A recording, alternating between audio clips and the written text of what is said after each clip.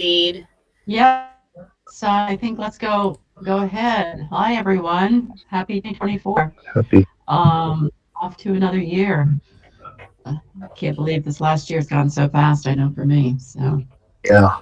hope everyone's doing well.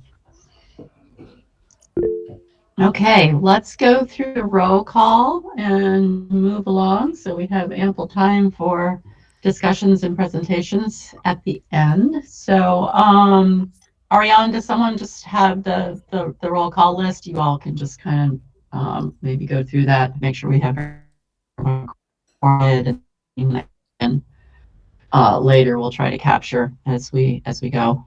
So do you Yeah, want to Andrew's going to wants lead go us through that through a list of call. folks? Yep, Okay. absolutely. Good afternoon, everyone. All right, let's jump straight into this. Let's see here. Melissa Archer. Hello, I'm here. Hi. Julie Sherlinsky. Here. Liz Fitzsimmons. Hillary Bell. Jeffrey Newman.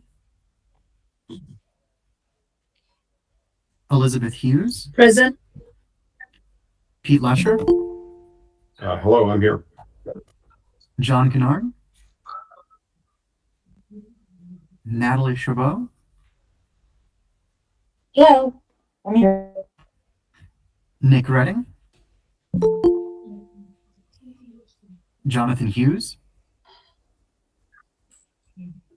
I think John might have just signed on. I saw his name pop up. All righty. Marianne Barnes. Present. Bob Campbell. Here. Dennis Doster. Present. Roland Agbade.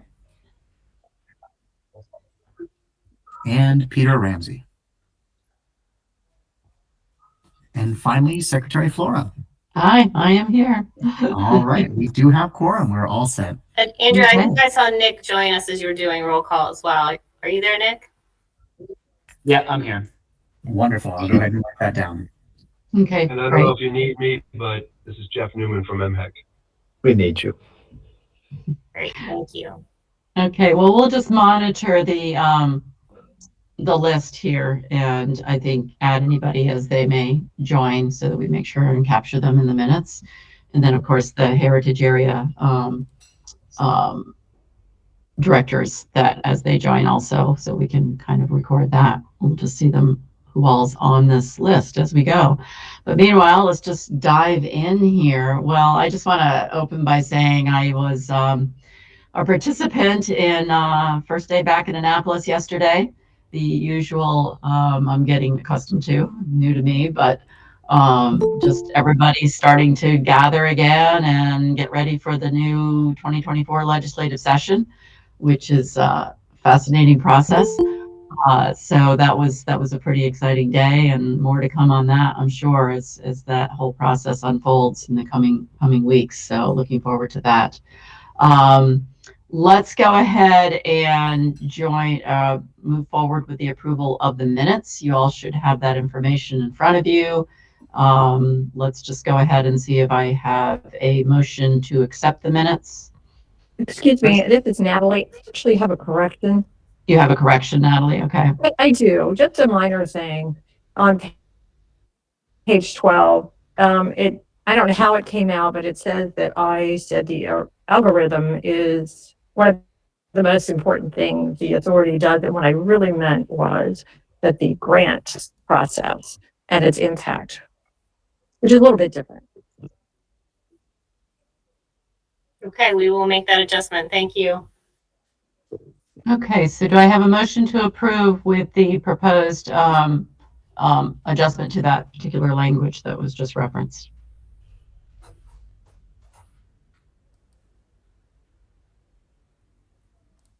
I move. Anyone? Who was it? I think Natalie moved, and I'm prepared to Yes. second. Okay, great. Thank you all. I just want to make sure we recorded. Anybody that calls in, we don't always see the name associated with the phone number, so it's just kind of hard to make sure we know who's who. Okay, so we have a first and a second. Any other discussion?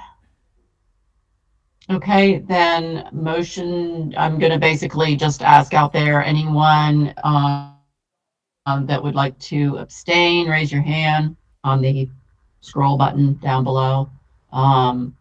Anyone opposed? Raise your hand. Okay, motion passes.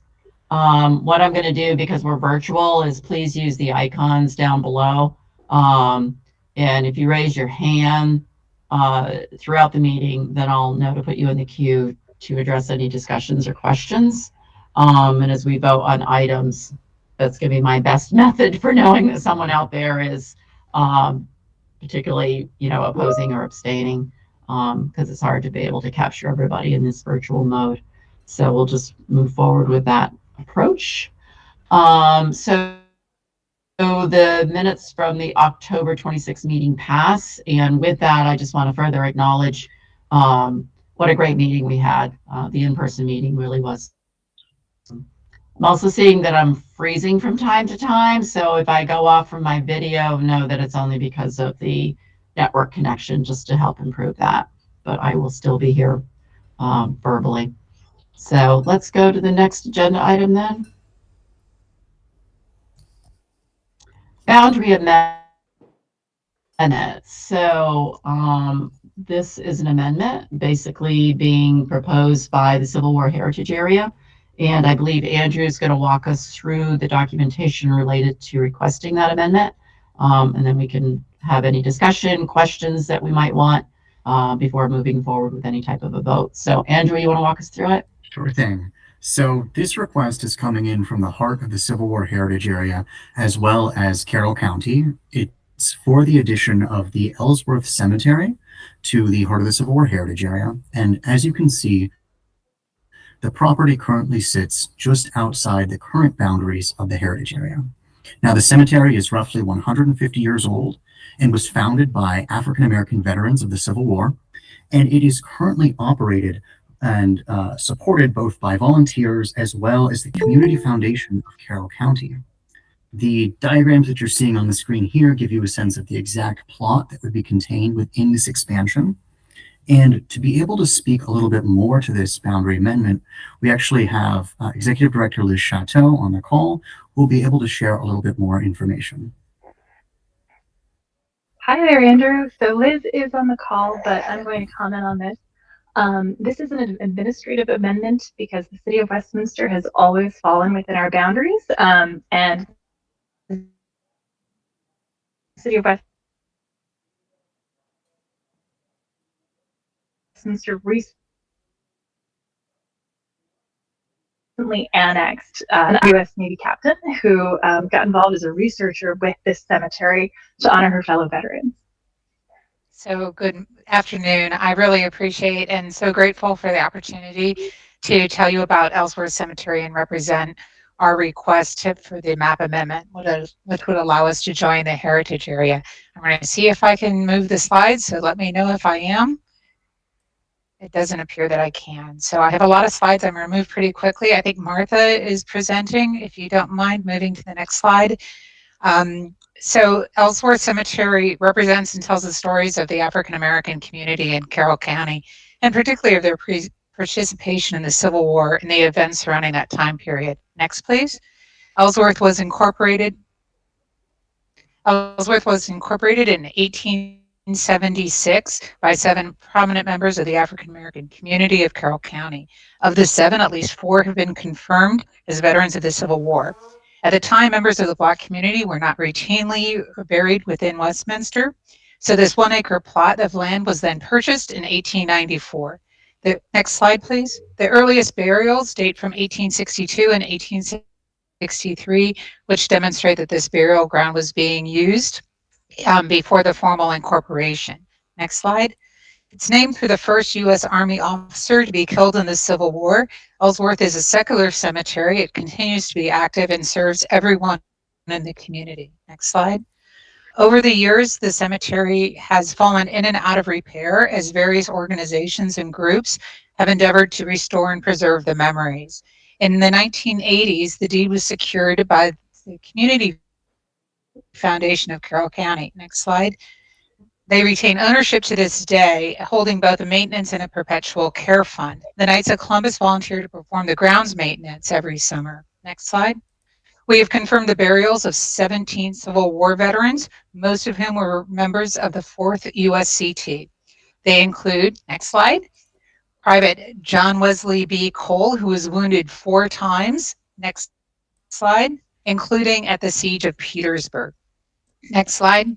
Musician Daniel Warfield served under an alias as a drummer boy and may have been as young as 10 years old when he enlisted. Next slide. Private Louis Dorsey was manumitted from enslavement in order to enlist. His enslaver received a bounty of $300. Next slide.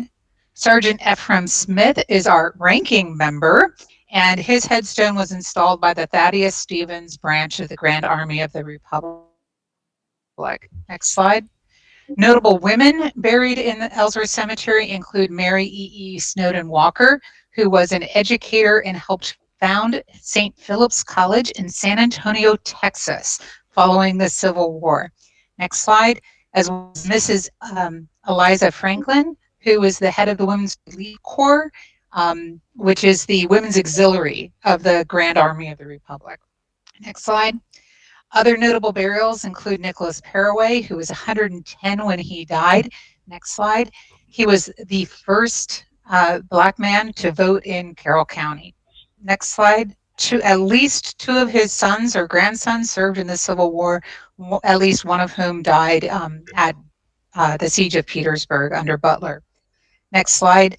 Additionally, James Hope, who also went by Jim Brown, was the valet for Mr. Edwin Booth. In fact, Mr. Hope was the one to carry the news to the elder Mr. Booth that his younger brother had killed the president. Next slide. In the last few years, we've done some various work around the cemetery, including having these trees removed that were rotten in the middle. Next slide. We've installed 9 headstones that were provided by the Veterans Administration. Next slide.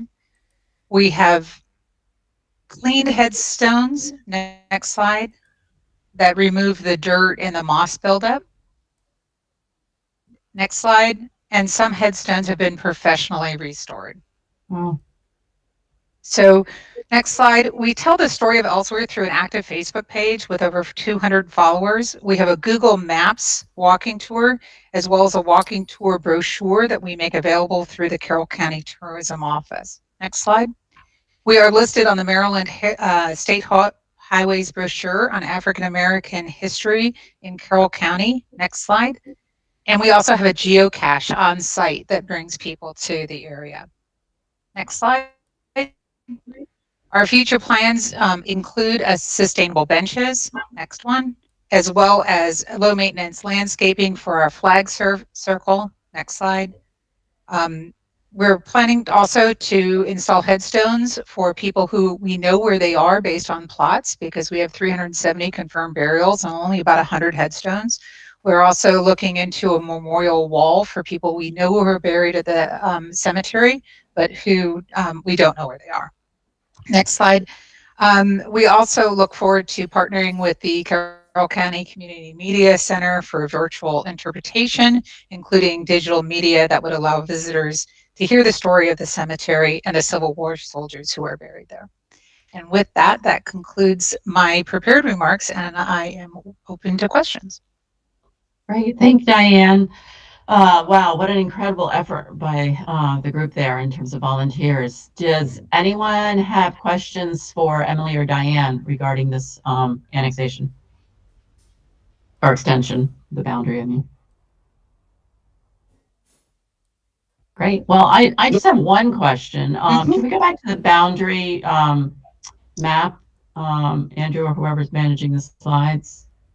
Yeah.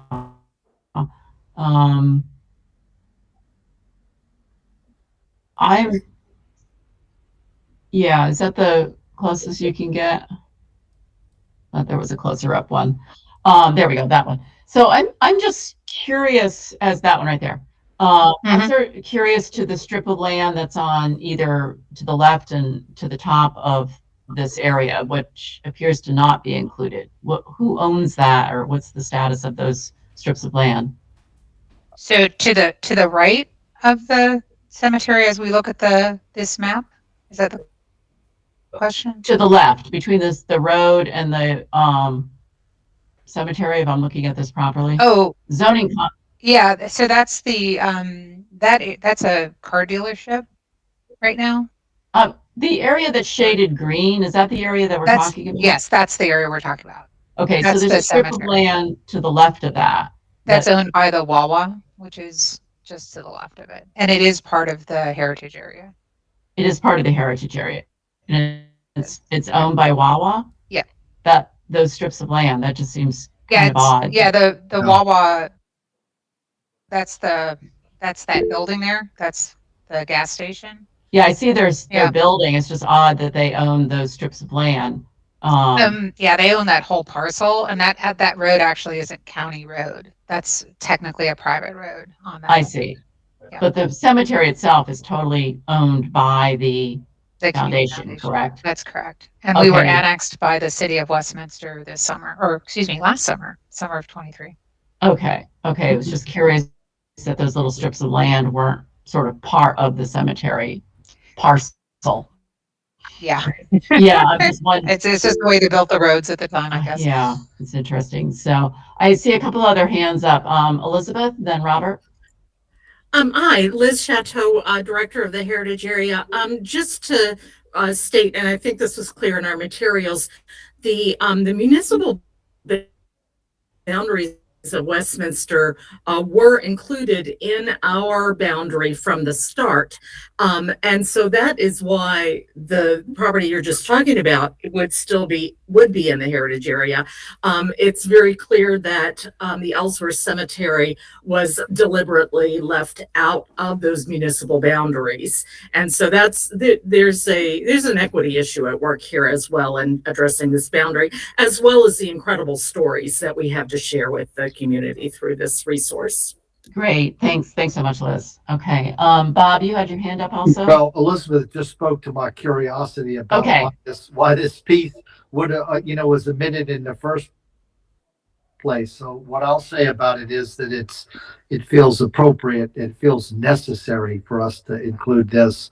And, to the extent that it's rectifying, inequities of inclusion in the past and gives us an opportunity to be more inclusive in the interpretation at the site. I think it feels to me a clear winner. Great. Thanks, Bob. Do I have any other questions out there? Any other hands up that I might be missing that anyone sees?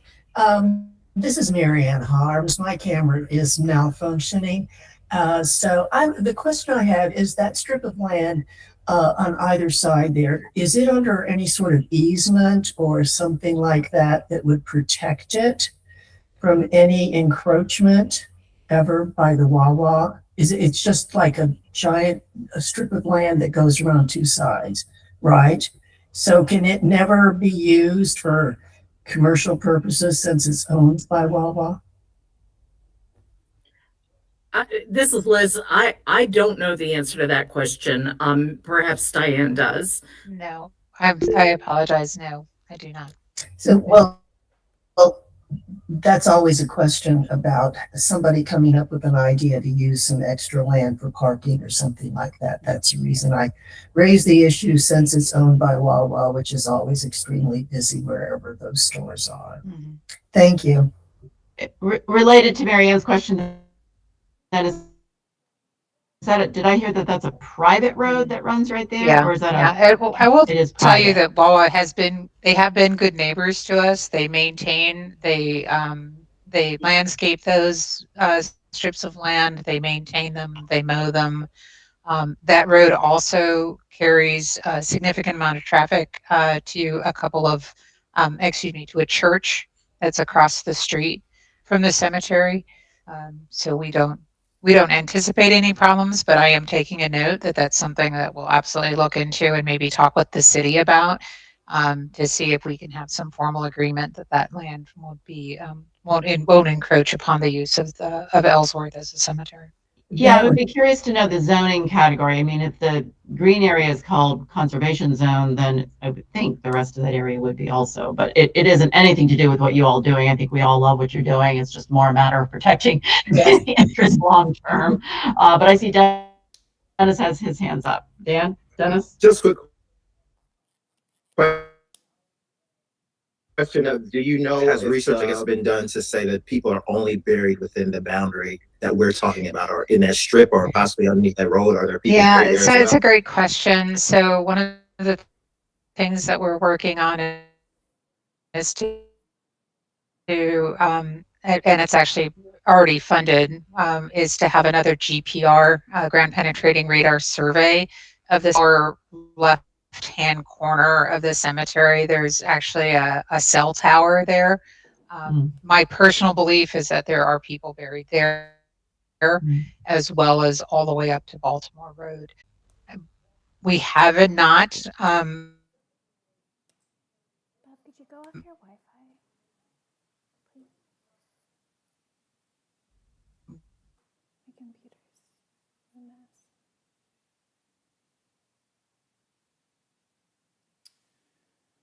Gotten is being buried over that area. So it is entirely possible that the traditional burial ground extends all the way to Baltimore Road. Okay, great. Thank you. Any other questions? Okay, then I think we will move forward. Great project. Motion to approve this. I'll move motion R200 to, for approval. This is Pete Lesher. Great, thanks, Pete. Motion first. Second? I would second. Okay, great. Raise your hand if anyone out there would like to oppose. Not seeing any. Anyone abstaining? Not seeing any, then motion passes. Thank you all. Great work going on out there. That's really incredibly interesting effort. I was actually just in Carroll County and in Westminster for our cabinet meeting last Friday, and just loved. Didn't get to see enough of it. Would love to have seen more, but we had our meetings at the library there, which is an amazingly impressive project that they're doing, and that they've done in the basement area with some of the makerspace. It's really incredibly impressive. So great work, everyone. Thank you all, and thanks Thank for you. coming. And I would like to, if I may, extend an invitation. If anybody would like a tour of the cemetery and like to hear more of the stories, I have hours worth of material that I would be more than happy to share with you, meet you up at the cemetery, or have a call. I'm just at diane.betcher@gmail.com or admin@ellsworthcemetery.org. Great, thank you. Thank you for all your work. Thank you. Yeah. And did we lose the baby? Emily went off. I saw her rocking, and I couldn't figure it out at first. And then someone said in the chat, you had a little one there. So great. Thanks, Emily, for joining us. And with is it baby Jane? Great. Well, thanks so much. Take care, everyone. Okay, moving forward, we have Resolution 300, fiscal year 25 emergency funding appropriation. And basically, this is to make approve a reservation of $100,000 from the annual appropriations to be used for fund emergency grants, as stated here in accordance with our emergency grant policy. As everyone knows, the executive committee has been basically, because of the speed of response, has been the subgroup that's been acting on some of these as they've come in. So we'd be approving that reservation of $100,000 essentially to be used for those grants. I want to open it up. Actually, it's the fiscal year 25 because we haven't approved fiscal year 25 budget yet. Are we? Yes. Yes, this would be for the fiscal year 25 grant cycle. Yes. Grant cycle. Yes. Okay. We would be reserving $100,000 for emergency purposes. Okay, because I just want to make sure we're clear. And I should have asked you this question in advance, Ariane, that it's the fiscal year budget, but you're saying grant cycles. So I want to make sure Yes, it would be coming out of the fiscal year 25 appropriation.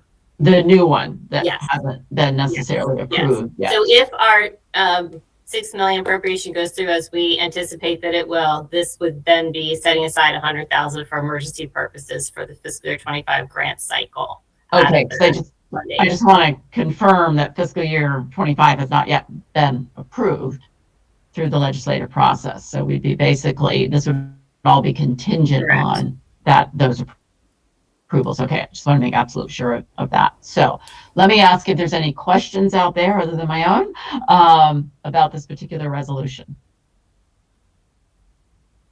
Not seeing any hands go up. Well, would anyone like to make a motion to approve? Well, I beg your pardon for being slow to speak up. I also just a bit of clarification perhaps about the carryover and the current balance of emergency grant funds, just so that we all have shared visibility on that. Because we would be setting aside from FY 25 funds, but they stay in the grant emergency fund account until expended. Is that correct? That is correct. And currently, there is 343,000 that is rolling over from previous years, not including the 72,000 that has yet to be expended from fiscal year 24 set aside. So if you combine those two, there's approximately 400,000 in emergency grant funds that have rolled over that are unspent at this time. Okay. So then I would just note about that on the face of it, that might suggest that 100,000 is in excess of the need, and yet the need is variable from year to year, and the fact that it can remain available to us is important. And we all have recent memory of COVID times where the need for emergency funds was greatly expanded. And so I think that to me, it feels good to be in a position where we're building a bit of a reserve, if you will, in the emergency grant funds area. Otherwise, I would recognize we might reach a point where we would say, let's pass on adding more to the reserve in favor of supporting more projects. But I'm not feeling like that yet. The conservative in me would like to see the reserves maintained. So with that in mind, I do think we should have a goal of what we feel is adequate based on previous, particularly the most recent COVID situation. And so it would probably be good to understand what would be a reasonable goal so that we kind of look toward that year to year, and then, have a sense of that in advance. Essentially, I think we can't solve that today, but I'm hearing from Bob, we're not there yet of what that goal is. I don't know what the goal is. Ariane, do we have a sense of how much of a need there was during like the COVID time and how much got pulled down during that? It was approximately 600,000 that was administered out in emergency COVID. If I could go back and double check that, that's the number that's coming to mind right now. Okay, well, that's helpful because I was thinking 500,000 would be a good goal. But that's a useful piece of information that kind of gives us an idea of what would be that sweet spot to be working toward. So did I see another hand up in the group somewhere? Bridget. How much was the unmet need from the last regular grant round is in the comments. Yeah, sorry, I wasn't raising my hand because I know this is the authority meeting, but we're just adding some comments that we've discussed before. We have experienced in previous years that when there is balance left in accounts, especially taxpayer project accounts, they can be reclaimed from the state, and can be especially important, and we should be especially where in a year that we're really facing some challenges in terms of budget balancing. So I just want everybody to think through that how's that viewed that we have? This is, I'm not sure that we've ever gotten to this high of a balance prior. And then to add 100 more to that, and when we have so much unmet need that we're challenged with and struggling with in the current grant round, just that's all.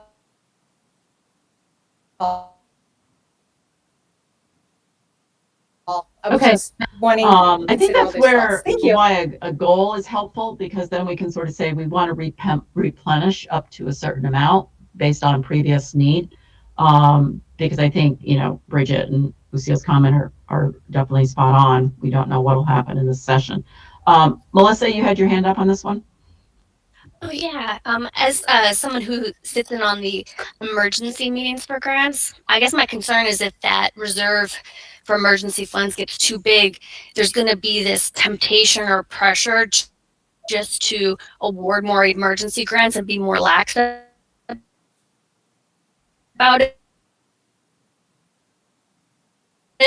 because the money's available and we need to spend it with the competitive process and, you know, keep the emergency fund around 100,000.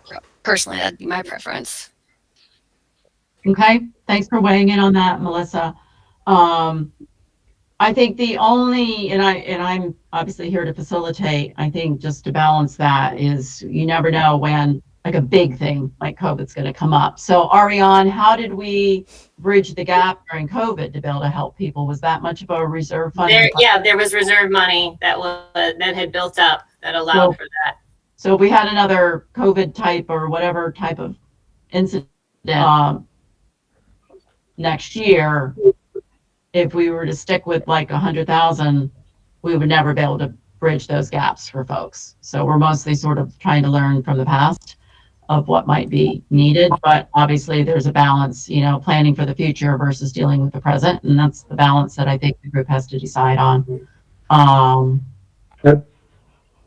Yeah.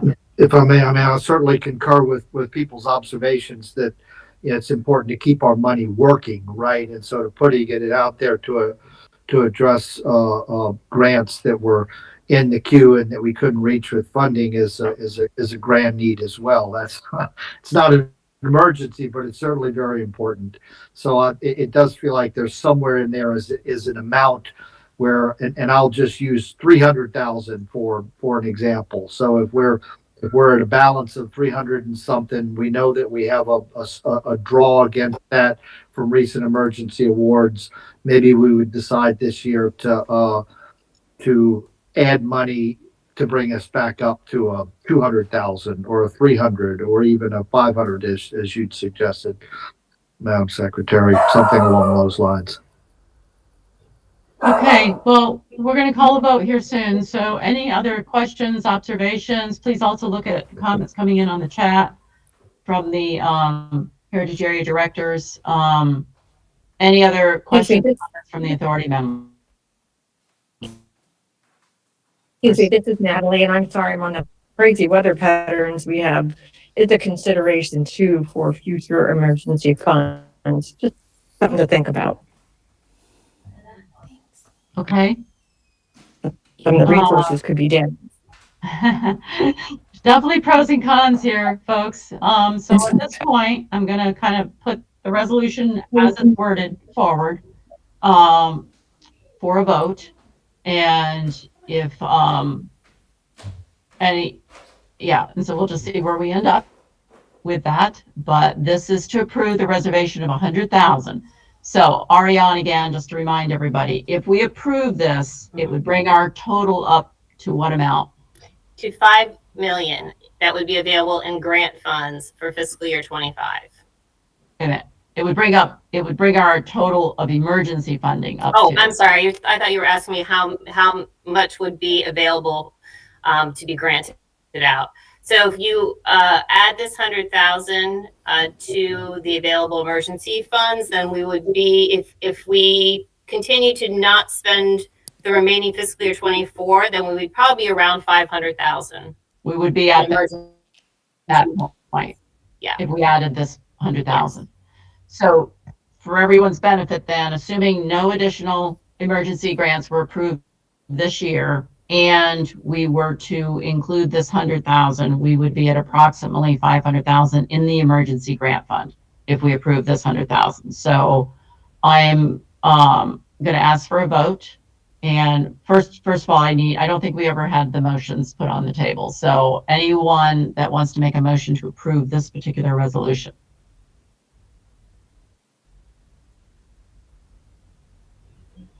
There's no motion, then it fails. And I'm open to an alternative, but no motions out there? Make a motion to move the question. I'm noticing that Bridget had the question again about was there any precedent in the past, historic precedent for needing as much as $500,000, and I think that question was answered earlier with COVID. It was. And when we contributed about $600,000. Sure, but And sorry about. well, I mean that's the answer. It's not. It may not be a satisfying answer, but there you go. Gotcha. But that was once in 30 years of operation. I feel like, I don't know. I feel like the projects that are being submitted every year are worth more value than saving the 100,000. And we can look back and I can share with you the history of implementing this $100,000 emergency grant policy, because there was need for it, but the balance was pretty much kept at 100,000 a year.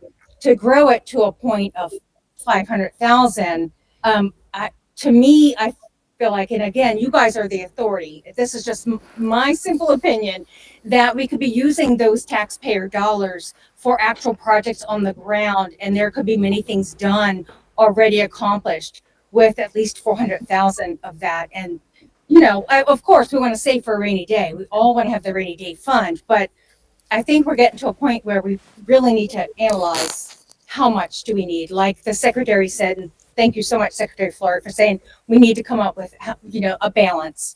And also, what can we spend those funds on? It's not just for emergency grant funds. I believe it's also for things, perhaps, and other folks can speak on this.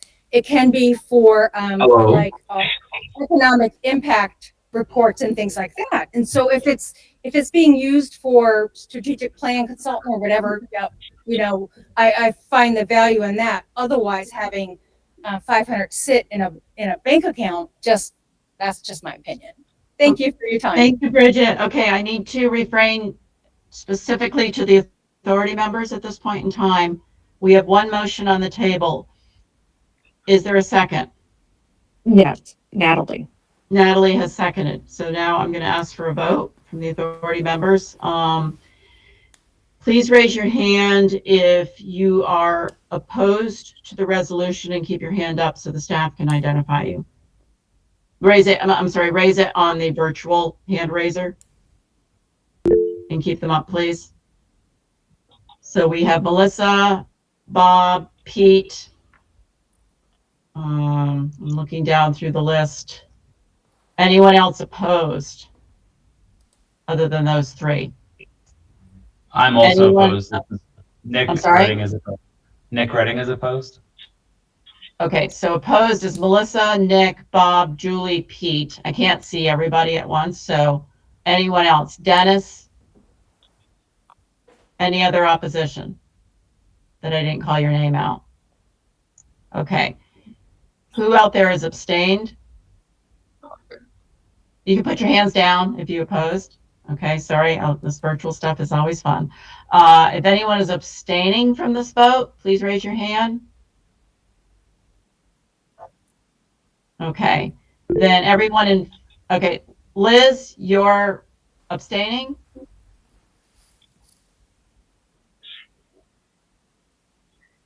I think I saw Liz's hand go up abstaining. I think so too. Okay, let's see who's in favor. Let's try that.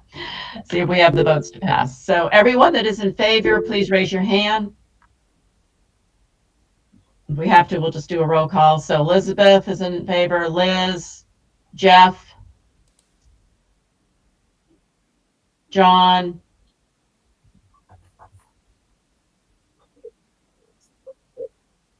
anyone else? What do we have as far as the roll call is concerned? This is Yeah. Marianne in Mary Ann's in favor? Yes, thank you. Okay.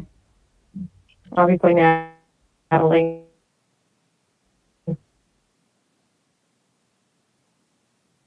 Natalie, what our count is and who you've identified as in favor versus opposition, so that we make sure we have that accurate, and just read that back, please.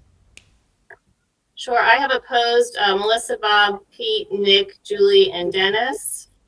And is that correct? Did I miss anyone? For opposed? So that's 6. That's 6. And for Okay. in favor, I have Elizabeth, Liz, Jeff, John, Mary, and Natalie. Did I miss anyone for in favor? So that's 6. 6. And I do not have anyone as abstaining. Do we, Other are than we our 2 missing any- non-voting members. I'm sorry? Other than our 2 non-voting members. Okay. Are we, so that accounts for everybody that's on the call?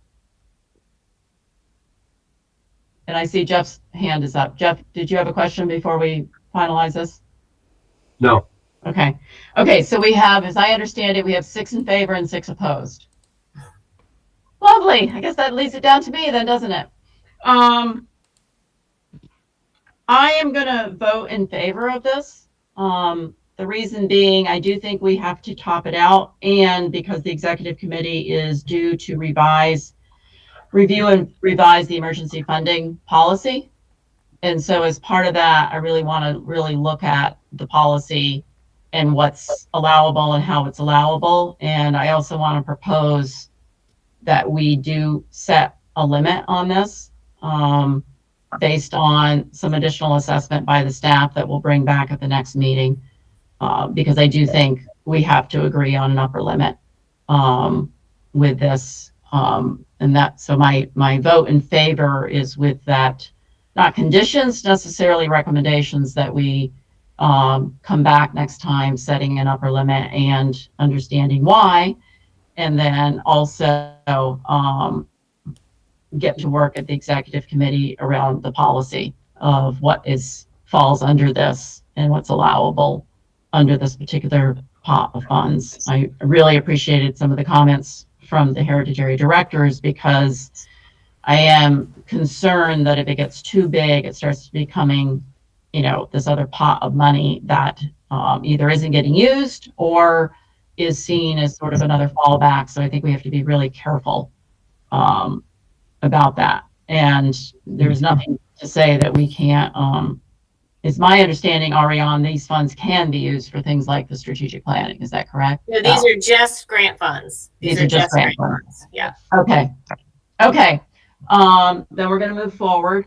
Any other thoughts? Votes? The vote is passed with my tie-breaking vote. But any other comments or recommendations or thoughts on this one? Liz? Your hand is up. Liz, are you out there? Did you want to say something? Guess not. Okay, we're going to move on. Next one. Next item then. Okay, that's me. Chairperson report. And this is just on the emergency grants that basically the executive committee has looked at recently. The one that we did approve is for the Annapolis Maritime Museum. There were aspects of that requests that we did not approve that were basically seen as more operational versus a true emergency, which really did raise the question of maybe being a little bit more clear about what describes an emergency. But the aspect that was approved, the 17,000, did appear after discussion to be a true emergency type situation. The other thing that was, here's the actual resolution that we approved, thank you, of that emergency grant as it relates to the damaged ceiling and the water leak affecting their educational program and whatnot. I think other items basically related to what I have to share is I think it's really mostly related to this. Actually, I don't really have anything else on my list to necessarily put forth. Bob? Yes, Madam Chairman, if I could just I'd like to just clarify for my colleagues, for what it's worth, that I abstained from the discussion and the vote on Annapolis Maritime Museum because my National Park Service Chesapeake office has an active grant with them. And I determined that I would have a bias, which I didn't want to introduce in the discussion and the vote on that. So Thanks for that, Bob. Ariane, did we end up getting that recorded, I presume, in the motion, how it was passed? That Bob's abstention? I believe it was in the minutes from the executive committee meeting. If not, then we can add that in. Okay, let's make sure that that is recorded. So Okay. thanks for bringing that up, Bob. I think other aspects of my report are just as I mentioned earlier at the beginning of the meeting. We're going into legislative session. Obviously, a lot's going to be happening. I don't think any budget is a done deal at this point for the coming fiscal year. There's a lot that's going to be going on. So we're all going to be watching closely, testifying. We all have budget hearings. All the departments do. Obviously, I'm optimistic. I think this is very much supported, this particular program, but none of us are really assuming anything is necessarily getting approved in all of our departmental budgets and everything else that's going forward.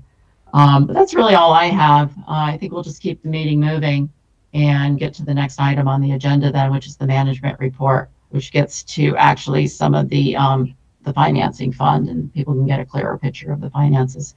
So Ariane, do you want to kick us off with that? Yes, thank you, Secretary Flora. So as we were just talking about, in the financing fund, there's currently an available balance of $343,685.30. That is $5,000 more than we reported last time because we had one grant, Save Historic Antietam's Poffenburg Track Project, that closed $5,000 under budget. So that accounts for the $5,000 increase. Okay. And if there's no questions, I'll move on to my next item. Any questions on the funds? Okay, keep going. Great. I just wanted to give a quick update on the block grants, the vote that the authority made at our last meeting to remove the two middle reporting requirements, the disbursement request and the mid-project report, and just streamline this to one lump sum at the beginning and the final report. When we checked in with our finance office here at MHT, they indicated to us that they still require a written request for auditing purposes. So we're going to keep the disbursement request in place, but we have amended our guidelines so that the heritage areas can request that money at any time. They don't have to be underway with the application process. So it could happen immediately after the grant agreement is signed, but the finance office requires that there is a written request that is put in. So we've still streamlined the process. They're only going to be doing the final report and that disbursement request, but just wanted to give you all an update on where we stood with that. Any questions?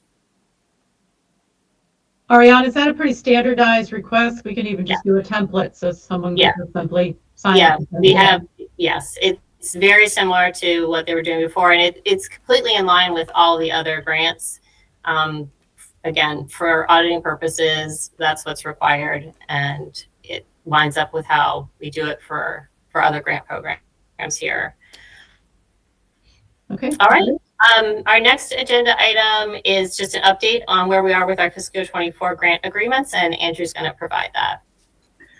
Yes, absolutely. So I am thrilled to share that out of our 102 grants in this fiscal year, we've actually processed through 96 of them. So that is 96 of them that are either executed or with procurement. And for a little bit of context, I went ahead and looked back at our previous year.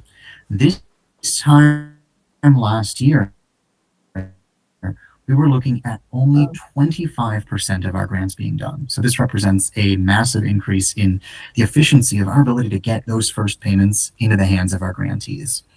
This is due to us being fully staffed, as well as new procedures that have allowed us to make the process a lot easier for our grantees. And as we're looking ahead towards fiscal year 25, we're continuing to look at opportunities to streamline this process and ensure that we'll be able to get that money into hands faster, because that really is one of the biggest pieces of feedback we've heard from our grantees. So we're looking ahead to that, but just wanted to share the good news that we are 96 out of 102 grants.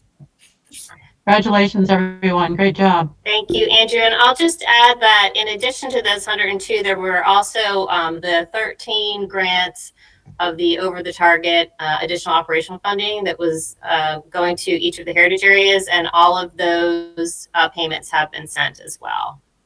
Great, thanks. Pete has his hand up. Thank you. I spoke up at this time expressing my concern about the pace of grants going out, and so I think it's completely in order for me this time to laud and recognize the progress the staff has been made. Thank you, and noted. Thanks, Pete. Thank you. Great. Hey, next item. Okay. Next, we're going to give you some information about our fiscal year 25 grant round, and Martha is going to present. Hi everyone. Just want to give you a little bit of an update on where we are with this next grant round for fiscal year 25. It was launched on December 18th of last year, and we are looking forward to seeing all of the required intent to apply forms come into us at the due date of January 26th. Full applications for the FY25 grant round are due by March 4th. And then throughout the spring, as many previous years, the schedule has been the same. That is when the local and state review process will take place throughout April into June. And then, of course, as you all know, awards are approved at the MHAA meeting on July 11th, 2024. So we've hosted a handful of virtual information sessions since we recorded a lengthier webinar in mid-December with the grant round launch. We have an in-person information session scheduled in the Baltimore National Heritage area on Tuesday, and we have 2 more virtual opportunities planned for potential applicants to learn about the grant program and ask questions about their potential projects.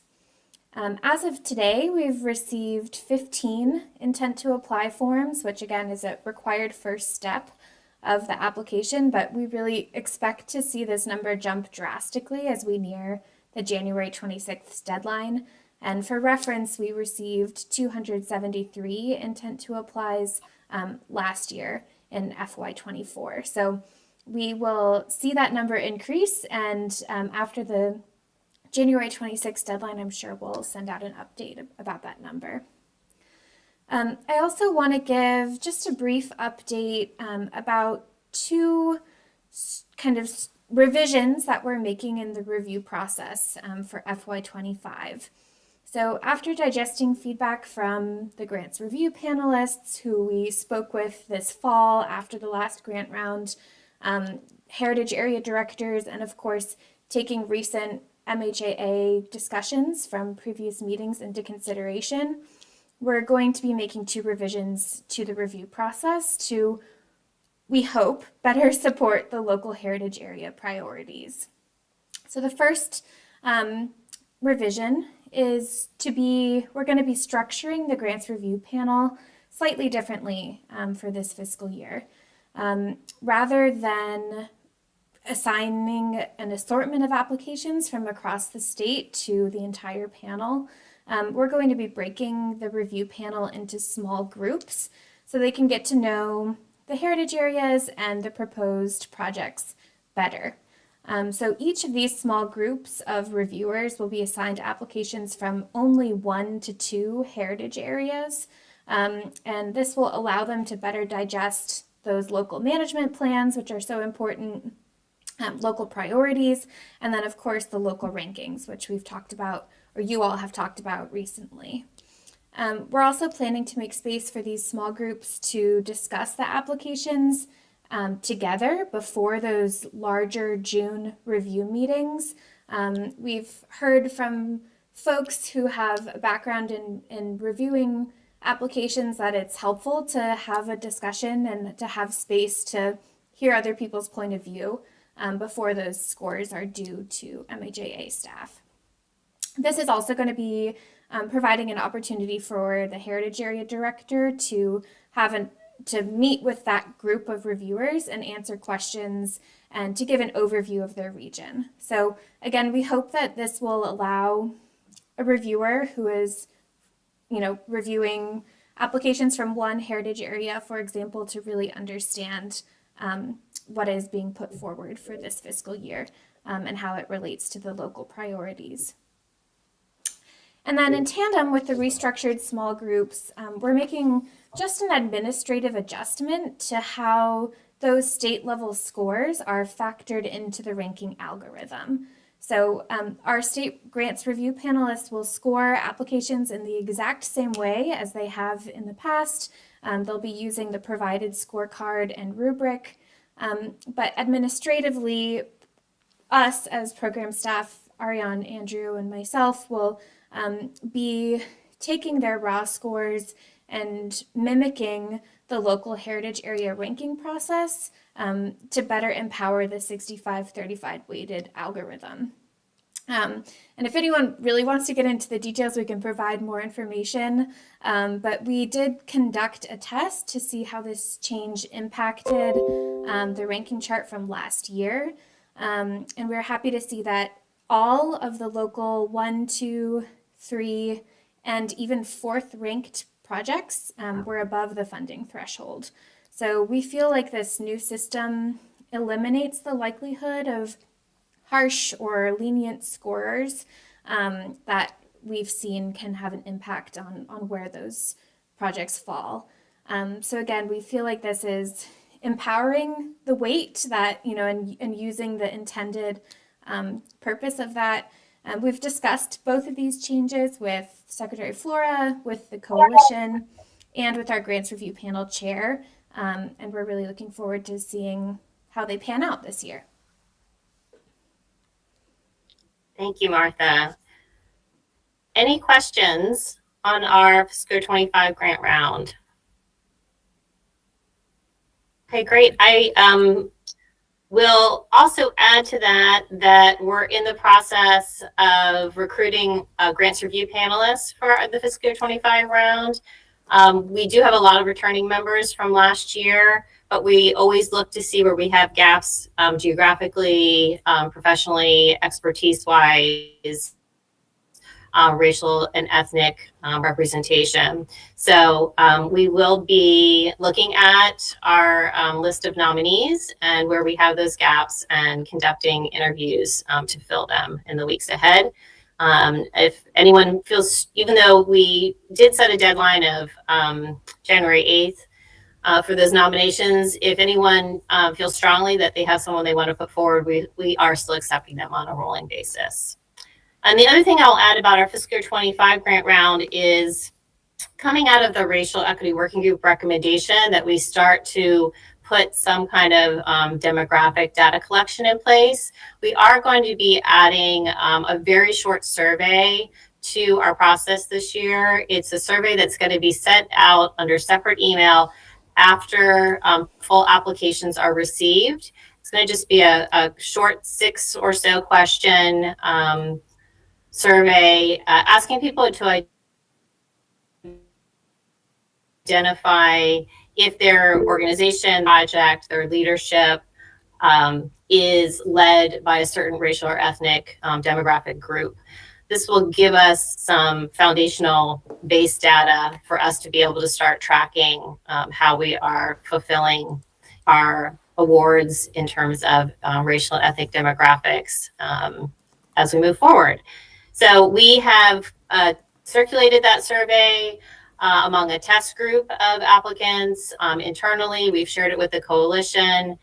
We got some great feedback, so we've been making adjustments, and we're going to be implementing it this year, and we will see how it goes and adjust in future years if needed.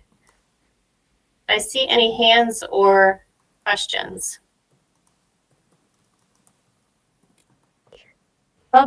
This is Natalie. I'm just curious, is information when you're making changes to the grant process. Is that something that we could possibly get in advance of the meeting, just so we could absorb it? Because ultimately we end up talking about those things. We had a big discussion at the last meeting, and I think it would be helpful to be able to read through it and understand what the changes are, and that's informative for future discussions. Is that possible to get that stuff in Sure. advance? My understanding is that typically, and I'm only a year and a half into this position, that typically in the past, the authority didn't get too in the weeds or the details about administrative and application revisions. Certainly Secretary Flora, if you want us to be sharing more of that, we can do so. We're happy to provide a summary of the changes that we're suggesting so that you all can, weigh in. However you'd like to proceed with that, we're happy to accommodate. Well, I'm just suggesting that it would be helpful to have a summary of it in advance of the meeting, just so we can digest it. That's all. Sure, happy to do that. Okay. With that, if there's no other comments or questions, we're gonna just move on to the last item in my report, which is just to give you an update on the strategic plan. I have been working with Secretary Flora and with Bob to put together a schedule of activities that would outline how we'll be moving through the planning process. They're also reviewing a draft RFP, and we hope to get that buttoned up in the near future so that it's something that we can put out there as soon as possible, so we can be recruiting a consultant to help us with the strategic planning process over the next year.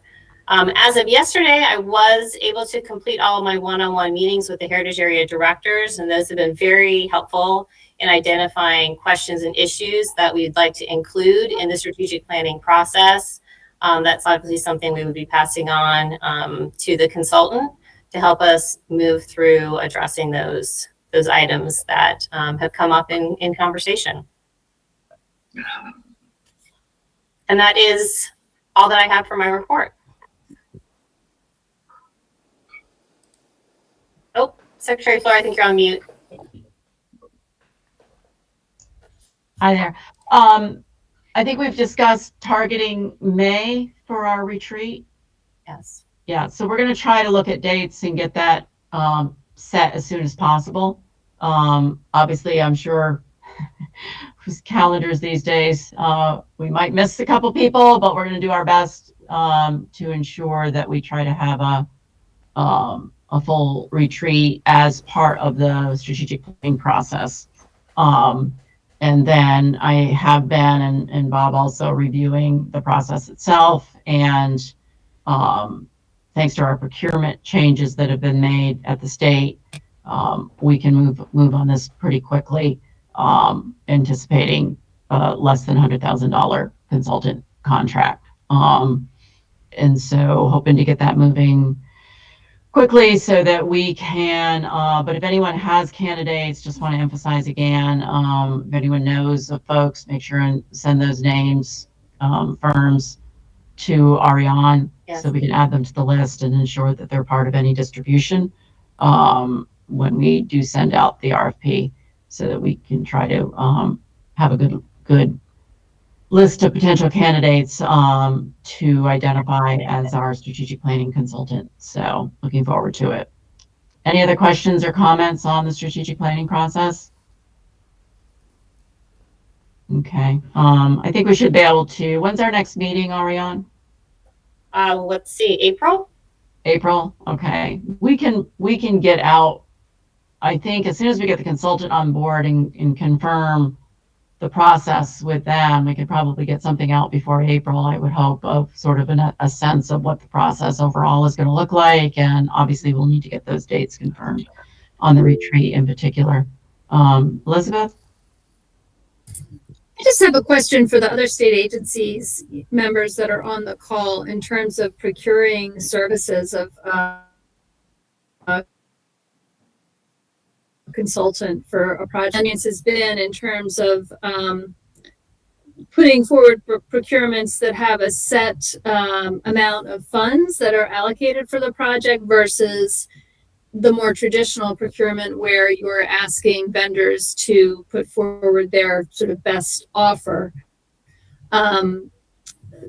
As you know, I'm just thinking about how we proceed with strategic planning. If the economy is such today that the traditional procurement just results in more time sort of wasted in the procurement process when you're in the state system versus getting the best sort of deal from the vendor who's bidding on a project. I just didn't know if Commerce or Housing or Transportation or other agencies had any feelings about that when you have limited funds to spend on a special project. I think, Elizabeth, this is Liz. One of the challenges that we have is procuring services, because you're 100% right. You know, what's the maximum amount of money that you have to do this with, that you budget for, and can you control your scope enough so that you can get the best group for the project is really a challenge, because when you put it out for bid, what our experience has been is it's all over the place. And the real piece of this is making sure that with your procurement folks, and you know, procurement folks are all different among our state agencies. I'm always really surprised by the flexibility some state agencies have with their procurement folks, and the the flexibility is probably the better word.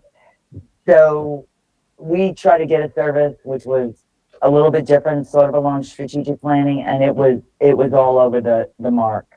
And we finally kind of threw our hands up and didn't do what we were trying to do. So happy to help in any way if I can give you any value on that. But I think the real answer is making sure that you do a pre-bid conference that really details, because someone will ask you the number about the budget. And you can then say it cannot be over. But if you say it can't be over 100,000, I can guarantee that everyone's going to come up to $99,999. So that's the challenge, because everyone's going to bid to what your budget is. So it goes either way.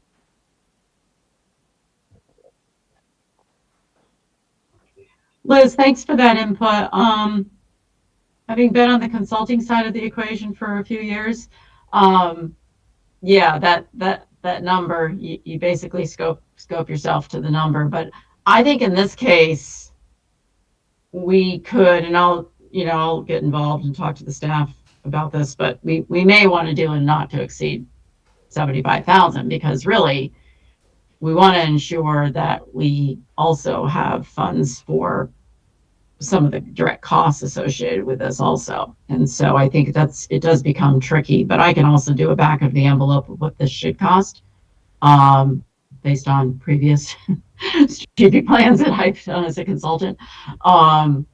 So it is tricky, but I think what we want is obviously the best qualified team that's going to meet our needs and, understand the work we do and, the people we work with. And so I think we're going to be Ariane, when we look at this again, just really look very tightly at those qualification requirements and whatnot, so that we can really get that.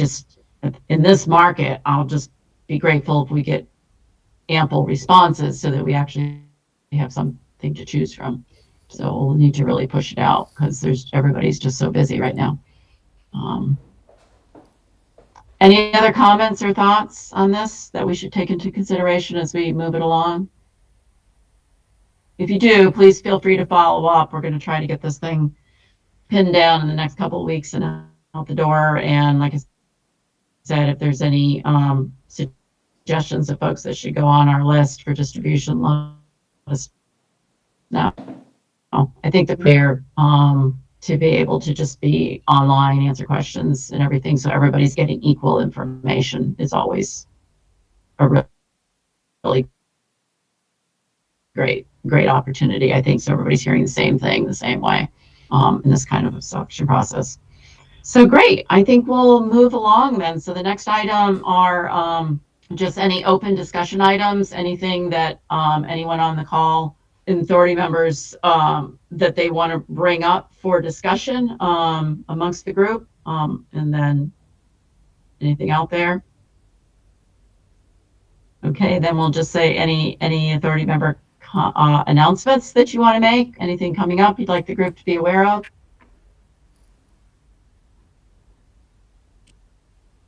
Okay, not hearing any.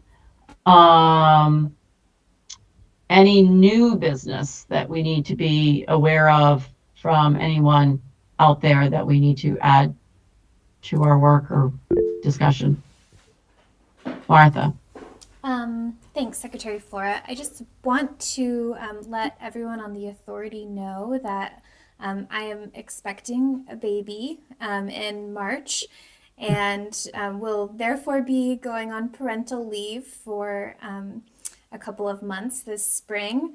Andrew and Ariane have been wonderful and, working with me to create a parental leave plan and pulling in some of our other colleagues at MHT to make sure the grant round aspects of the grant round go smoothly, and that my current portfolio of grantees have everything they need to successfully work on their projects. So just wanted to let you all know, and if you have any questions or concerns about our staffing at the program, let me know. But exciting and nerve-wracking at the same time. Thanks, Martha. Thanks for sharing your news. Hope everything goes well for you.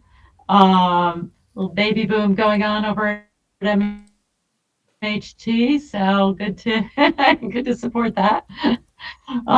So yeah, thanks for sharing. Any other new business or items anyone would like to share before we go into the Heritage Area Coalition's report?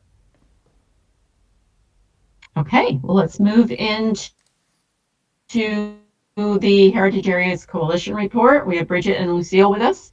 You all want to jump in and share with us what's happening at the coalition? Sure, lots of things are happening. As always, I'll just start with the fact that most of us are very deep in grant development with our regions. We're doing a lot of screening, lots of meetings. We're talking amongst ourselves, trying to work on how to get the best submissions possible, as usual, to MHAA.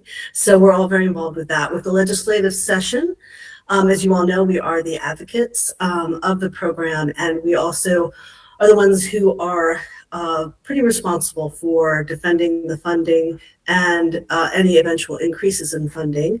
As always, it's a challenging year, this one a little more so than usual, but we have very good support and partnerships out there, and a lot of what we do is we work one-on-one with our legislators. A number of us present to delegations. We're also advocates generally, and not just me, everyone in this program is speaking publicly about the importance of what this program is and can do and be for the state. One recent panel that we were a part of was the Rural Maryland called Making It Matter. The impact of heritage tourism in rural communities. And a lot of what we do is bring people to say and tell in their words as to Gwen Banks as well as the area program. So we continue to do that. We work with the administrators, and we have appreciated the discussions we've had recently. We've appreciated hearing any of our concerns and taking those into action items. So that's been very positive, and we appreciate that. We are continuing to have some concerns with some of the melding of the branding. When we work with our grantees, they get very confused. They often, because so many of the things come from MHT, they think this is MHT and not MHAA. There's a commingling of the branding, and I know you all are listening to us on that, and we'll continue to work with the administrators and trying to held both programs. I mean, MHT has wonderful distinct self. MHAA is its wonderful distinct self. It's a matter of trying to make sure that branding is clear and people understand what program they're working with and what program they're talking about. So as I said, it's a quick report. We have a lot going on. We're very appreciative of the authority and want to make sure we're filling the authority indirectly on the decisions being made around, and also in terms of looking at your process as you go forward to make sure we're bringing to the table anything that you all might need to make a decision on. So we thank you. And if you have any questions for Bridget or myself, we try to keep it brief. Yeah, and I'll just add one more thing that, as I've discussed before, I'm not trying, of course, not trying to be a thorn in anyone's side. Just knowing, following up what Lucille said, is that we are speaking regularly with our legislators and they have questions and we have to provide answers. Yeah. So we want to be prepared in advance so that we can adequately reply to them. So thank you all. And that is in terms of like questions of funding, and that we want to have a real clarity of message and be really clear about where all the funding goes, because we do get that question. And we still have some questions sometimes about how that is done. And so we continue to have that. We do continue to have also, and we would talk directly, of course, with MHT regarding this as well, but the $300,000 that comes from our program funding that goes over to MHT. Again, we think MHT is a wonderful program. But that is something they are not required to request. And so as we continue to go forward and look at the funding needs of this program, we want to find ways to support MHT, but also to support our program to full funding. Thank you. Yeah, sorry. Sorry. Go ahead. There you go. Sorry. No, finish up. Go ahead. Just had one other thing about partial funding for grants.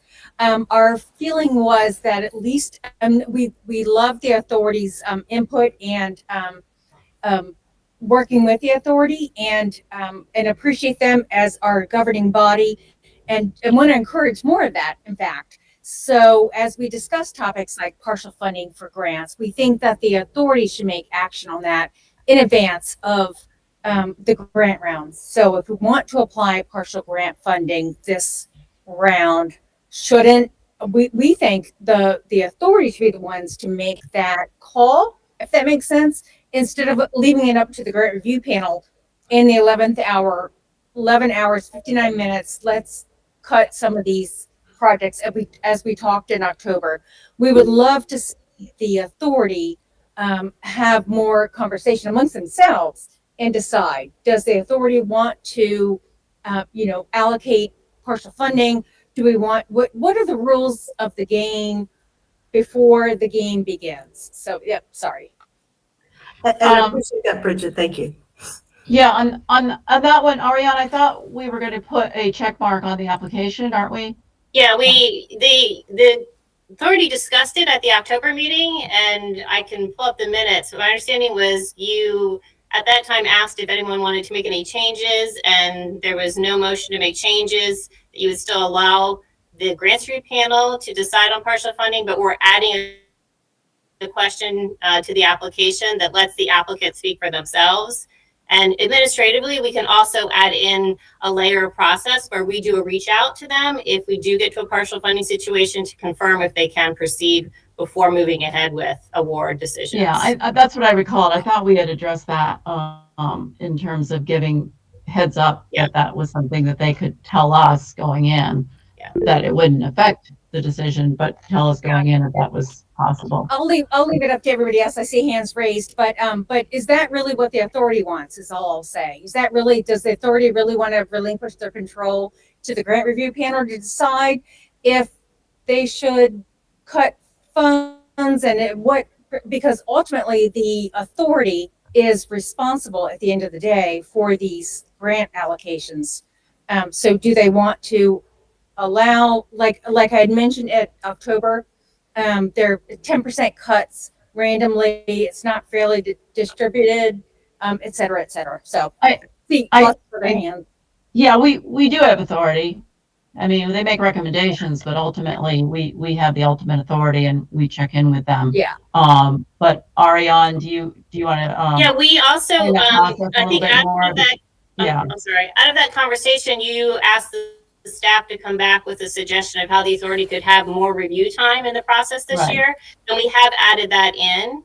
So we're going to be doing an advanced copy of what the grants review panel is suggesting to the authority. There's going to be a very tight 10-day turnaround on that, but you will get more, the authority will get more review time. So you'll see at that time if there are partial awards that are being suggested, and there'll be a chance to comment and inquire about those. Yeah, I knew we had addressed this Yeah. issue, and this was sort of a couple of things we've tried to do is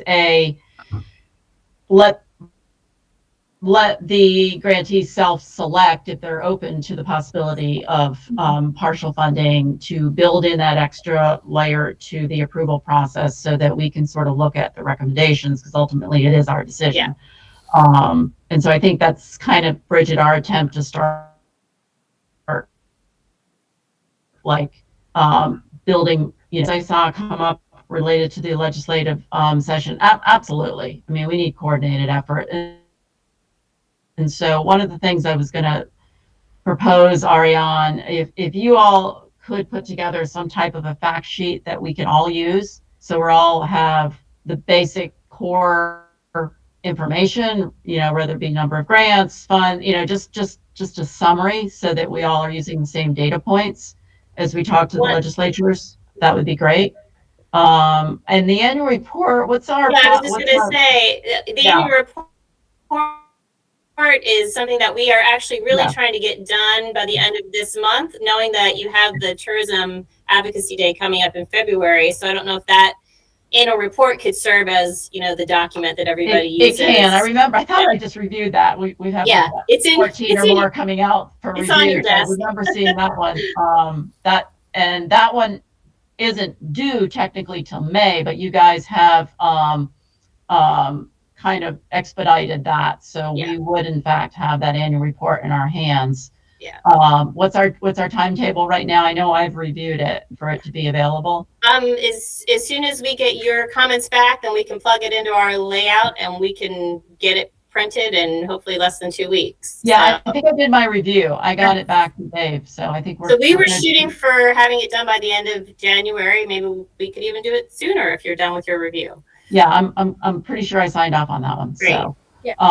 So I think to Ariane's point, the annual report actually does have, the key data points in there. If anybody can think of anything else that would be helpful for us to be, obviously you all in your districts and your legislatures, you're going to nuance and customize and whatnot, but in terms of standardized information that we're all using in those conversations, let's get that annual report in your hands and mine, final version, so that we all have that at least to work from as a baseline. And then I think once you all have that, if you see anything else that you feel like would be particularly useful, we'll all see each other in the halls. But if we need to set up something, we can do that. I'll be in Annapolis a lot. We can also, just have a time to sit down also. I think there's a lot of support for this. The only thing that I think, I'm not sure how it will play out, but I'm sure you're all aware of MML's legislation specific to the local tourism zones. I haven't really looked at this in detail. It kind of struck me because I get what they're doing, especially if they're related to other types of more economic development type funding, but it would be good to ensure that whatever's being proposed there, that it's done, I think, in a way that acknowledges and is in sync with the heritage areas, because I would suspect there's some overlap there. So I assume you all are on that and talking to folks, but that's just one of the items that I've seen so far. I'm reviewing everything also.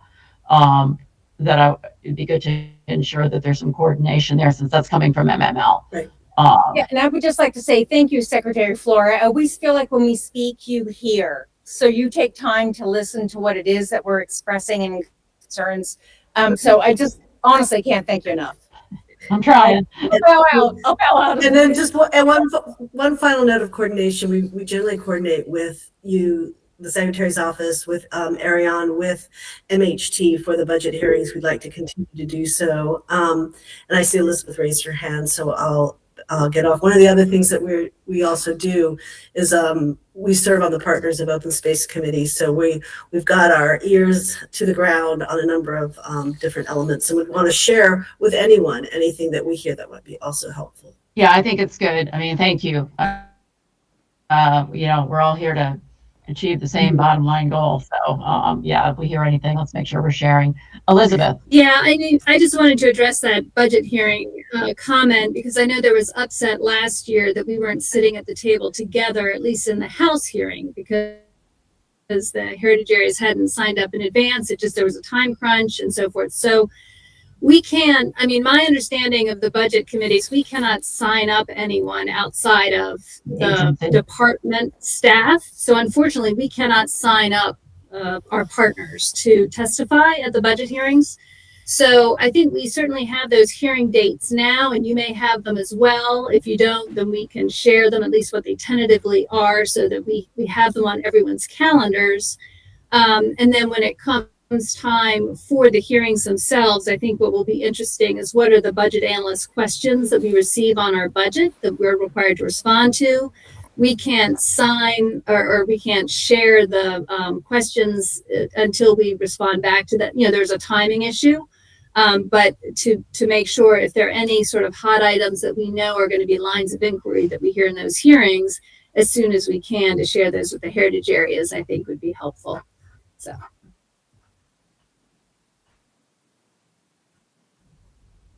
Okay. We don't expect you to sign us up. No, we just want to coordinate with you. Yeah, no, that makes sense. And obviously, last year was my first year. I'm hoping, walk in with everything pretty well lined up. I'm thankful for the great staff we had as I walked into this last year. So we do have dates. We can definitely get those out somehow, Ariane, to the group. We've been, it's kind of early for us. I think they're going to move us through fairly quickly and early, from my scan of us being MDP as an agency. So those things are all getting teed up right now. So if I could just ask Elizabeth, the dates that were included in your minutes, are those the most up to date that we have? Yeah, in the Okay. senior staff minutes. Yeah, then I can certainly distribute those. Thank you. Okay, anything else from the, we're going to go through just the various directors that are on the call. Any highlights they want to share? Shantae, you want to go first?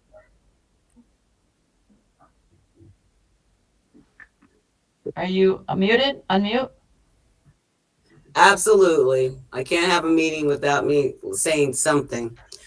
First of all, I want to thank you, everybody, for all the hard work that you're doing to keep the Heritage Areas program on track and going forward. But what I do want to say to all of the Heritage Area directors is that Baltimore made the influential international list. I think you may have seen that. We became 52 places to go, and Charm City was number 14 on a list from, when was that one, from the New York Times. So why I'm saying that, not to toot our horn, but I'm saying that if you visit Baltimore, there are 12 other heritage areas that connect and tell the story of Maryland. So if people get to Baltimore, then we want to be able to coordinate and work together to tell the stories and places to visit outside of Baltimore as well. So that's that was my elevator pitch for today. But then I'd also like to tell you about our lecture series that's coming up, which is so appropriate for today's boundary expansion in amendment in the civil. So we are February 9th. We will be screening virtually Eroding History, which is Rona Cabell's film that has been making its way around the city, that's talking about how climate and the environment is affecting primarily African-American cemeteries. And so if you have an opportunity on February 9th, That will be premiering or screening at 12 noon. It's like a lunchtime, so you can go get some lunch and sit down and watch it. So it was just so appropriate that the Civil War, Black Civil War Cemetery was included today. And so I thought that you would like to know about that.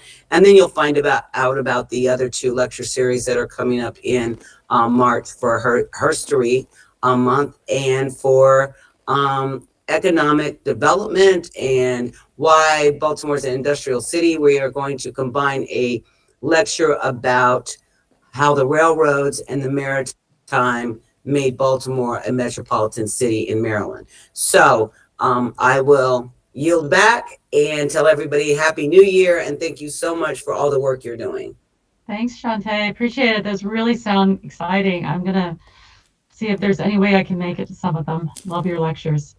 Okay, I have a list just based on the previous minutes, so I'm just going to kind of go down through it, and hopefully if I miss someone, or it might be easier way for me to do this. So, Secretary, I'm sorry to interrupt, but I did get a request from Dee Dee to present, so I know for sure that Dee Dee has something okay, that she'd great. like to Oh, share with the okay. group. So go ahead, Dee Dee. Hi, thank you, and good afternoon, everyone. I'm going to be brief. I just wanted to let everybody know that Allegheny and Garrett County hold what's called the PACE reception, Positive Attitudes Change Everything, in Annapolis. It's at the Westin. The big date where there's presentation sessions and then a reception afterward is on January 18th. And I believe Secretary Flora, I saw where you were coming to the one session that I'm even going to be speaking at on outdoor recreation. We're going to be talking about the river park. So I'm excited to see you there and to update you on what's going on with the river park. And then the other thing I wanted to say was, y'all know we're going through a countywide boundary expansion for our heritage area, which has been quite tedious to say the least. And we're at the part right now where our consultant prepared surveys to send out. So if any of you would get this on our social media page, if you could please fill them out, it would mean a lot to us, and it would help the consultants get the information they need to help expand our heritage area. So that's available right now. So Great, thank you. Thank you. And I do have the PACE on my calendar. So I will definitely see you there for at least a portion. That sounds great. I appreciate it. Great. Thank you. Let's go. I am going to go ahead and circle back to Lucille regarding Southern Maryland. Thanks, everyone. I'll be very quick. I don't want to take, you already heard from me. We are continuing to advance our management plan on the national level. It usually takes over 3 years. We're trying to get it done in 11 months. This also is requiring a lot of public comment and meetings. We'll be having our next big public forum on April 20th, and I will send that information out.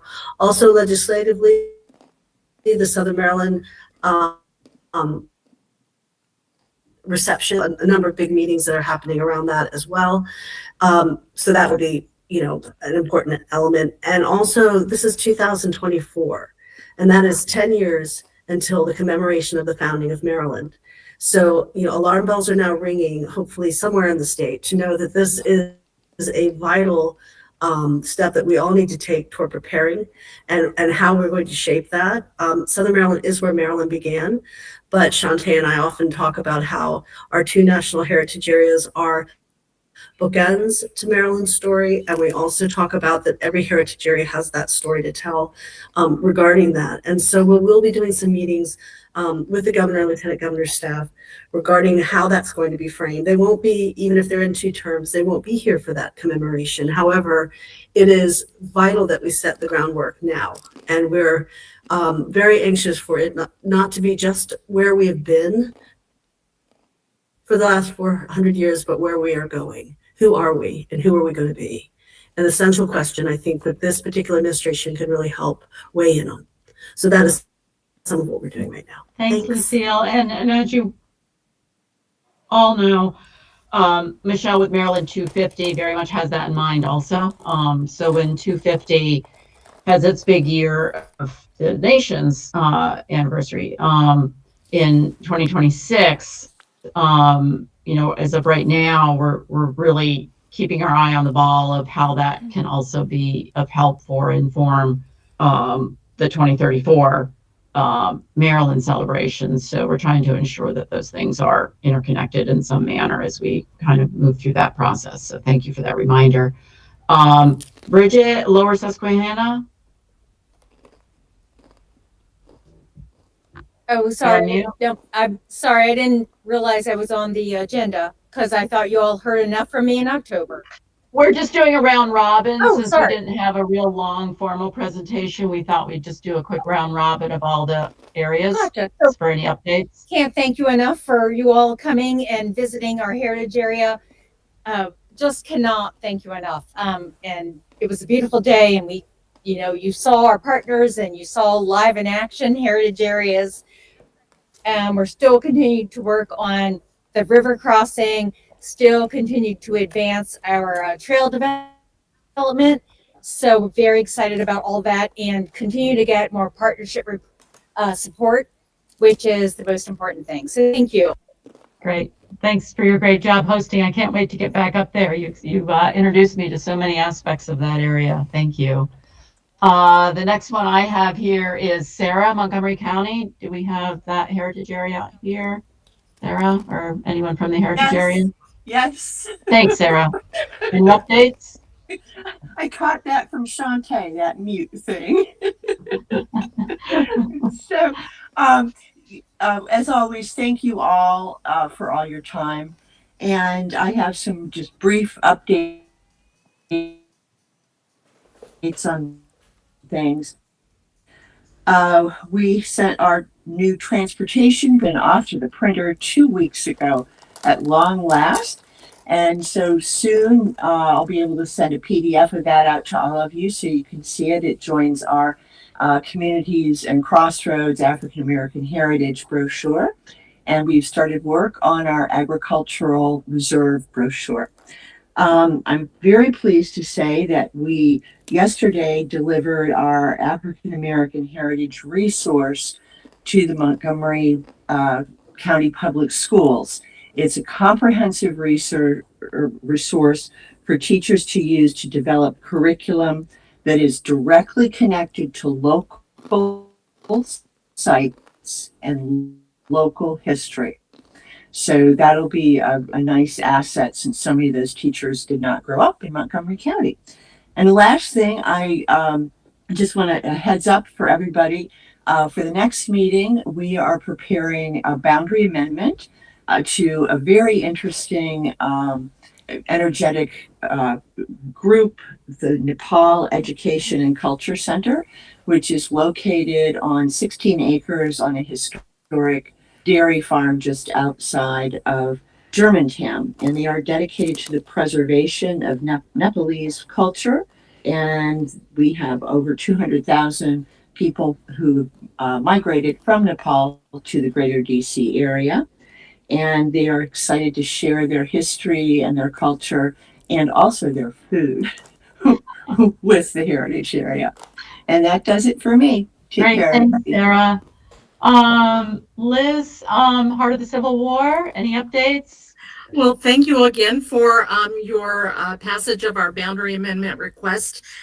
Just one quick update, and I think you all have caught on to this, but we've been very grateful that over the target funding allowed us to bring on an additional staff member. So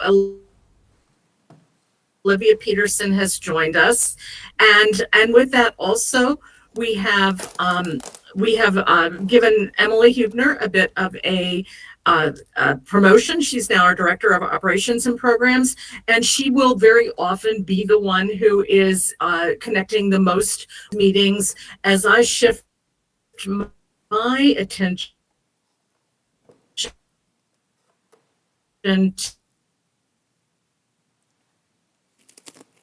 to more resource development and sort of thinking about the long-term sustainability of our strategic plan. that that we had to expand our capacity if we were going to be able to embark on some of those new strategic initiatives. So that's the story from the heart of the Civil War. Thank you all. Great, thanks, Liz. The next one I have here is Megan Anacostia. Megan, I'm with here. us? I'm here, Okay. yes. Hi. Afternoon. So in Anacostia Trails in Prince George's County, a major segment of our trolley trail has been completed. It's not necessarily an MHAA project, but really connects some existing trails right through the southern section of Hyattsville into more of the Arts District. We have a big celebration on the 20th in the morning, and then our annual Trolley Trail Day, which brings together all the communities that the trail connects, will be on June 8th. One more thing, hopefully folks know that both the American Alliance of Museums and the Association of African American Museums are both having their annual conference in Baltimore this year. And I'm proud to report that AAM has selected Laurel and ATHA to do a educational offsite workshop as part of their national conference related to our civil rights history work, which was partially funded by MHAA. So that will be an available offsite workshop to the thousands of attendees of AAM when they swarm Baltimore this summer. Thank you. Great, wonderful, great news. Thanks, Megan. Aaron, Patapsco Valley Heritage. Aaron, are you out there? Anyone from Patapsco? Okay. Holly, Heart of Chesapeake. Oh, we have a lot of stuff going on right now. We just had a meeting in December about our 250. We had about, over 30 people attend from the community around surrounding areas in Dorchester County to plan.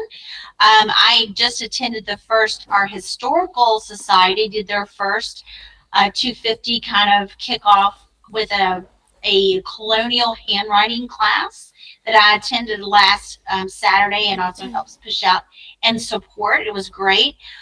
We are also looking at working with, later this month, I'll be working with Jessica Munt from the Maryland Department of Transportation. She is starting an oral history project with Malone's Church, who just got designated on the National Underground Railroad Byway. And we will be doing oral history recordings here at our visitor center on the 19th. And we're just going back and forth with times right now.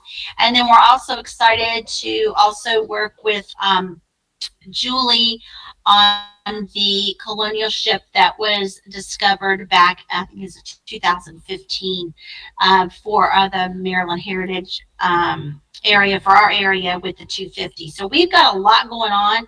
That's one of my main focuses right now.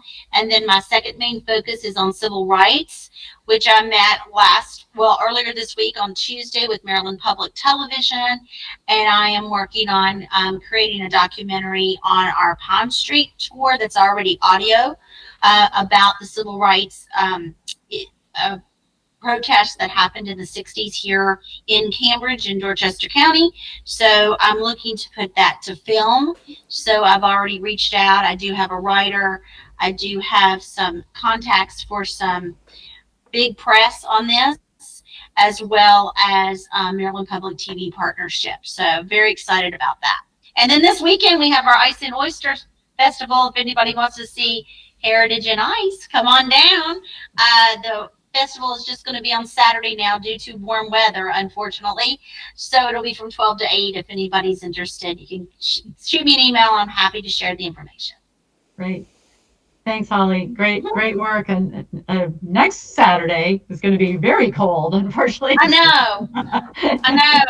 I was on Delmarva Life yesterday, and the weatherman said, "Oh, I wish your thing was next weekend. It might snow." And I said, "Not helping me, buddy, because it's going to be 58 on Friday here in Cambridge." So Great for January, but not great for ice. Thanks. I see everybody's putting their dates and things in the chat also, so that's really great. It's helpful for everyone. Thank you. Gail with Stories of the Chesapeake. Good afternoon. Thank y'all for everything. at your next meeting, we hope to have the city of Trapp, who will want to is finally wanting to join our heritage area. It's one of the two remaining sort of holes in the donut for our heritage area, and it's one of the last major towns that's left out. So we're really excited that the city of Trapp will be joining us. We are gearing up on our National Heritage Area Feasibility Study, which you'll be hearing more of, and we'll be starting to have meetings. And I would encourage everybody to come to Chestertown Memorial Day weekend for the Chestertown Tea Party Festival, because we will be celebrating the resolves, the Chestertown and Talbot resolves that were done in May of 1774, protesting the Stamp Act. And the Tea Party Festival actually celebrates what a protest that may or may not have actually really happened beyond the resolves, but it's going to be a great event this year. There's a really great kickoff to 250 in our heritage area, and we provided a small grant to have colonial cooking demonstrations at the Tea Party Festival. Nice, thanks, Gail. Okay, let me see. I have is Nicole Passages of the Western Potomac?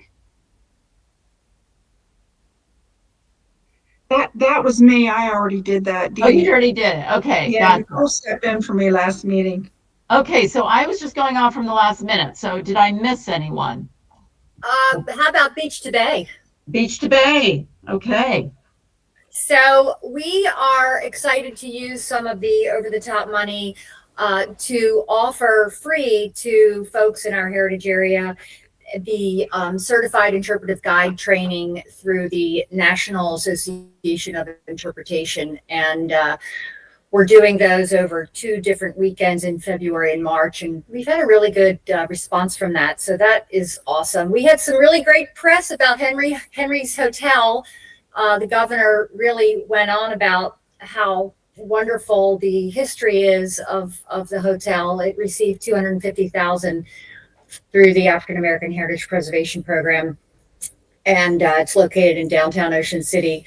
Just a really great project, and we were excited to hear the governor talk so highly about it. We did get a grant as well for some computers that we are serving as sort of a repository to nonprofits that lack office space or just don't have the resources. So these are sort of a lending program, computers and printers, and we've served 2 so far. So really happy to be able to do that for our rural communities. And we have pulled together all of our museums on the Lower Shore into this sort of a consortium. And we had a meeting at the new, what was the Ward Museum space. And Michelle Johnson will be coming to speak to them, as well as Robert Forloni with the Maryland Humanities Council. And we are creating sort of a 40-page passport, which will also be digital for all of our museums, just getting folks to cross-promote each other and help each other, since everyone sort of is looking for the same resources, the same volunteers, the same membership. And it's been a really successful program, and I think they really enjoy getting together. I think that's all I have. Great. Thanks, Lisa. Thank you. Anyone else there I missed? Yes, Carol? from the Chesapeake Crossroads Heritage Area. Greetings, and thanks to all authority members for all of the great input and support. I wanted to let you know about our 16th annual Maryland Day celebration, which happens every year in March. This year we're planning for it to be March 22nd to 24th. It's a 3-day celebration. We have approximately 40 different sites participating in this collaborative event. The sites just have to offer an activity for $1 or free throughout the weekend. And I'm pleased to say that our partners at Pride of Baltimore 2 are coming again this year. That always makes the harbor celebration, that much more fabulous. I've been appointed to the Annapolis 250 Commission that's coming together for planning for the state 250th. I'm also part of the advisory panel for the Anne Arundel County Civil Rights Project, which MHAA supported with a grant. They are on track. They will be debuting their brochure and website next month, February, for the Year of Civil Rights. I'm also on the Crownsville Subcommittee for History and Culture, along with Elizabeth Hughes. This is a group that is helping the county plan for the Crownsville Hospital future. It's a very important role, and we're looking forward to a book signing by author Antonia Hilton called Madness, that's about the Crownsville Hospital's history. I'm also part of a group planning for the burning of the 250th anniversary of the burning of the Peggy Stewart is coming up this fall. And they're going to debut one of their products for Maryland Day, and that'll be active all summer. And I'm on some story quilting committees to put together an African American site in Annapolis. The Wiley H. Bates Heritage Society is putting together oral histories and story quilts. And I also, in my recent meeting with the mayor of the city of Annapolis, he was delighted that Secretary Flora joined the city officials in their trip to the Netherlands to see how some of their planning for sea level rise has occurred. And they're planning at Annapolis City Dock for their important renovations of that location. Thank you. Thanks, Carol. Okay, I think we're almost there. Mountain Secretary Maryland, Flora, I was going to say, I wanted to make sure we got a chance to introduce our new Heritage Director, Heritage Area Director out in Mountain Maryland, which is Amber Sanders, and I hope that she's with us and can say a quick hello. Amber? Maybe not. Oh, I thought I we saw have a her new name. director out there then, so Yes. we'll make sure and welcome her at the next meeting then. Sounds good. Okay, I think we got all of the areas. I wasn't really keeping a very good checklist, but I hope we got everyone. So great. We just did a round robin this time because no one had specifically signed up. I think it's nice to do a deeper dive per area, but it was nice to do a round robin off the first of the year here, see what all was going on. And I saw, all of those different lovely events all going on. I wish I could make it to more of them. It's, great stuff happening out there. So thank you all. Okay, well, thank you for all your great work. I'm hoping to see some of you at these events that'll be coming up in Annapolis soon, and hopefully we'll all be successful in whatever way you define that going forward. But I think we are almost ready to adjourn. So any other authority members out there, anything else that you want to add before we go ahead and look for adjournment? Are we good? Think we covered everything? Okay, well, more to come. And there was something on my mind, but I can't remember what it was, so we'll figure it out later, that I wanted to make sure we got out to you. Oh, I wanted to just do a reminder so we were able to get out in front of it, and that is the year of service applications that'll be coming out again this year. It seems like a great way to try to identify additional staffing.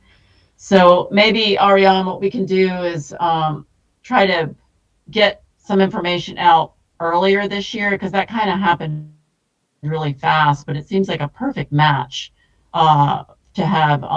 There's only so many applications that get funded each year for students, essentially, or graduated folks, I think 18 to 24 for a full-time year of paid service, essentially. And it seems like it would be a nice fit. So I want to try to get some of that information to you all early on in case there might be a good fit there. That was the one thing I was trying to remember. So with that, I am going to look for a motion to adjourn. Anyone still there? So moved. Thank you, Bob. Second? Second. Pete, thank you. Okay, I assume everyone is in favor, so meeting is adjourned. Look forward to seeing you all again soon in person. Take care, everybody. Thanks all. Thank you. Bye.